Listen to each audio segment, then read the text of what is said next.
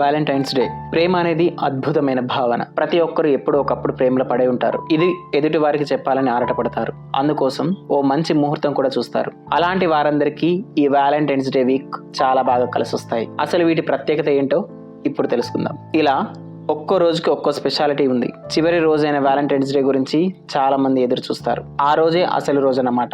అయితే ప్రేమ అనేది ఫలానా రోజులో ఫలానా టైంలో పుట్టాలని ఏం లేదుగా. ఏ రోజైనా పుట్టొచ్చు, ఏ సమయంలోనైనా పుట్టొచ్చు. అలాంటి ప్రేమను వ్యక్తపరచడానికి ప్రత్యేకంగా రోజు కావాలంటే అది అవసరం లేదు.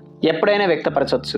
అయితే ఇక్కడ ఓ విషయం గమనించాలి. ఫిబ్రవరి 7న రోజ్ డే, ఫిబ్రవరి 8న ప్రపోజ్ డే, ఫిబ్రవరి 9న చాక్లెట్ డే, ఫిబ్రవరి 10న టెడ్డీ డే, ఫిబ్రవరి 11న ప్రామిస్ డే, ఫిబ్రవరి 12న హగ్ డే, ఫిబ్రవరి 13న కిస్ డే, ఫిబ్రవరి 14న వ్యాలంటైన్స్ డే. ఇందులో అత్యంత ప్రధానమైనది వ్యాలంటైన్స్ డే. ఫిబ్రవరి 14న వ్యాలంటైన్స్ డే అని మనకు తెలుసు.